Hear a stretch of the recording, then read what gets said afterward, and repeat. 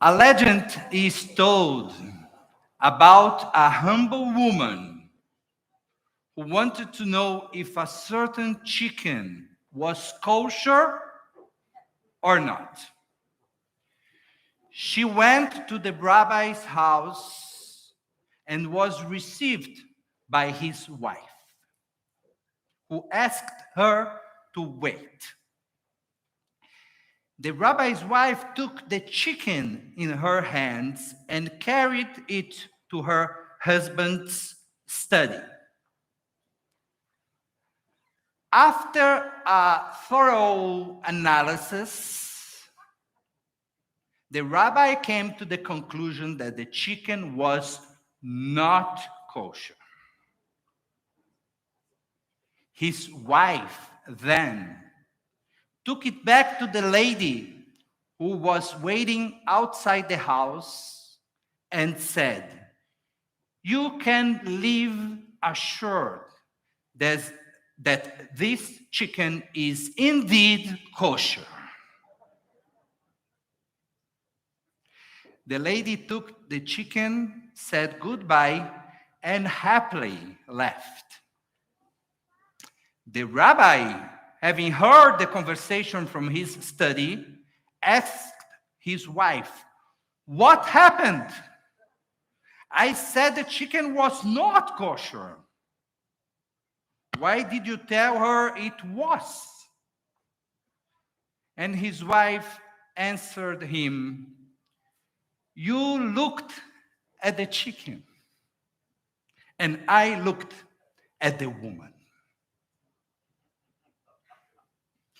When I was in law school, I learned a legal Latin dictum: non omne quod licit honestum est. Not everything that is lawful is moral. In other words, it is wholly possible to behave in accordance with the law and nevertheless act in an immoral way.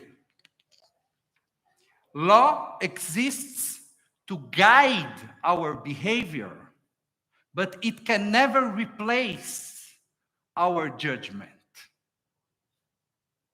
In certain circumstances, an immoral law can be enacted.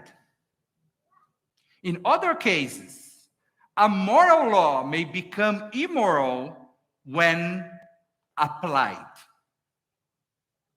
When this happens, a law must be disrespected in order for its spirit to be preserved. During my rabbinical studies, I found out that this principle already existed in Jewish thought. In the Torah, it's written, "Tzedek, tzedek, tirdof," which means justice, justice shall you pursue. A possible reading of this passage teaches us that not only should we do what is right, but we should do it in an ethical way. The ends do not justify the means. Even when we fight for a worthy case, for a worthy cause, we must do so in an absolutely ethical manner. In the Ethics of the Fathers, it's written, "Im en Torah, en derech eretz. Im en derech eretz, en Torah." If there is no Torah, there is no ethics. And if there is no ethics, there is no Torah. In the Midrash, the rabbis went even further and declared that ethics precede the Torah. Derech eretz kadma la Torah. When Pharaoh ordered the Egyptians midwives to kill all newborn Hebrew baby boys, two courageous women Shifra and Puah, defied the establishment. They decided to revoke the law in order to safeguard the ethics. Thanks to this, too, Moses and we all were saved.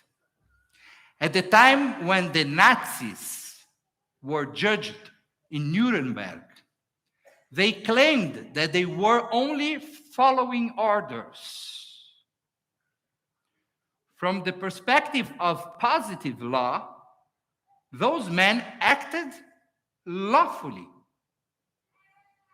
Their activities, however, were undeniably unethical, immoral, inhuman, and criminal.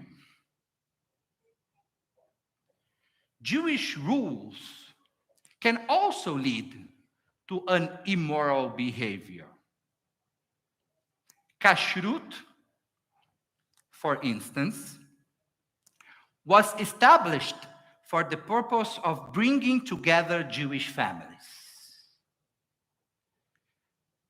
Whoever refuses to eat in the home of his or her relatives and friends under the pretext of kashrut is disregarding the spirit of the law.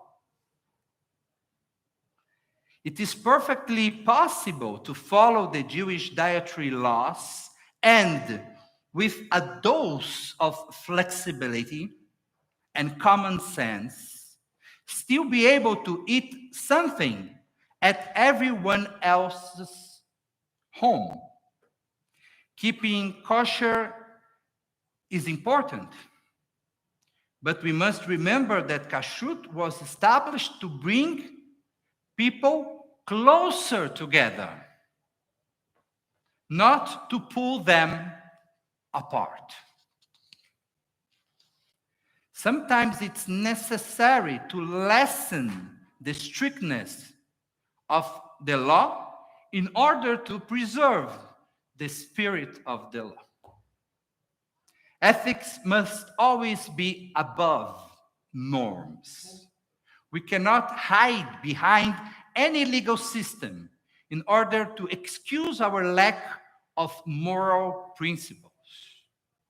A person can easily become a villain within the limits of the law. Naval birshut haTorah. Exacerbated formalism in the fulfillment of a norm can lead to the annulment of all the ethical principles that gave rise to that same law. The Talmud invites us to go beyond the literal meaning of the laws, lifnim shurat adin, and act ethically above all else. When Herjc made the decision to become an egalitarian congregation, it proved to be not only the most ethical decision, but also the best strategic one. Today, when many conservative congregations are struggling to survive, our Herjc is thriving. Among other reasons, because it insisted on making the female half of its members feel fully integrated into the life of the synagogue. From now on, what are the bold steps necessary to assure the next 73 years of success for our community? I would like to recommend 2 actions. The first is to practice relational Judaism in opposition to transactional Judaism. The second is to reinforce the notion of a shoe with a pool. As regarding to the first suggestion, Rabbi Ron Wolfson wrote a book called Relational Judaism, Using the Power of Relationships to Transform the Jewish Community. In that book, he explains how important it is to put people in the center of any given decision made by a congregation. More importantly, he explains how to make people feel that they really are the raison d'être of a congregation. Small actions can be hugely important.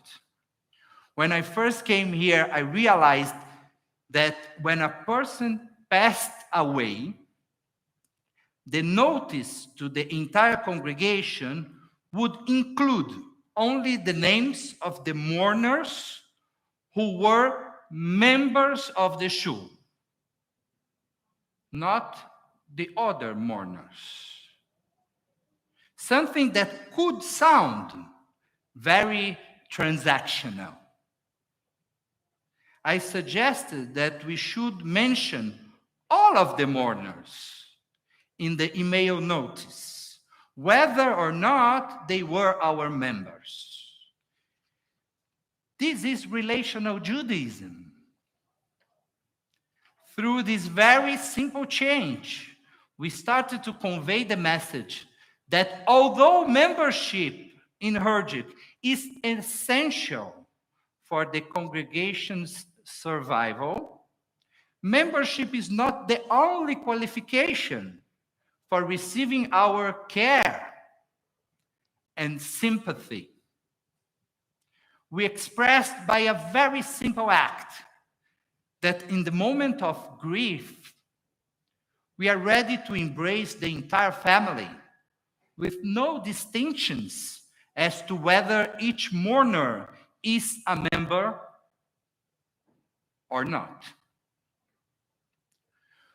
Regarding the second step, Mordechai Kaplan, a rabbi who founded the Reconstructionist Judaism, introduced the notion of a shoe with a pool. The idea behind the cute slogan is that the synagogue must be much more than a place of worship. It must be a center for the community as well.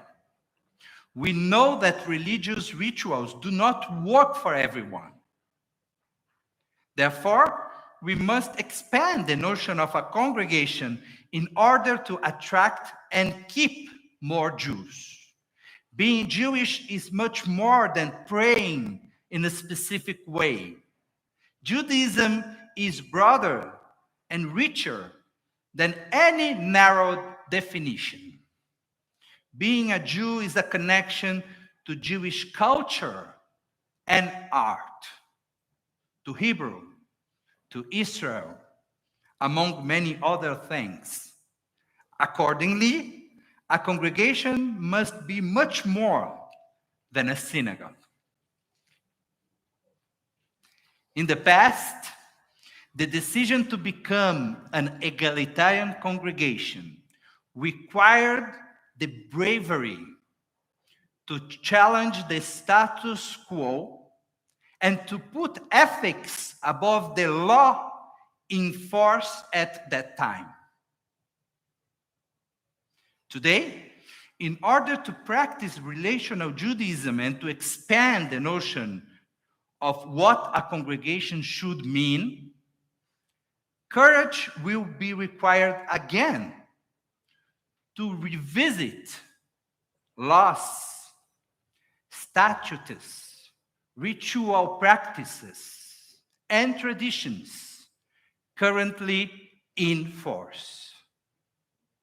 This movement should always happen with a lot of reverence towards the past and at the same time, a strong commitment to the future. Understanding and applying the notion of relational Judaism and linking this with the idea of a shul with a pool carries the potential to enrich Herjc's religious experience, expanding our horizons and widening our entrance doors.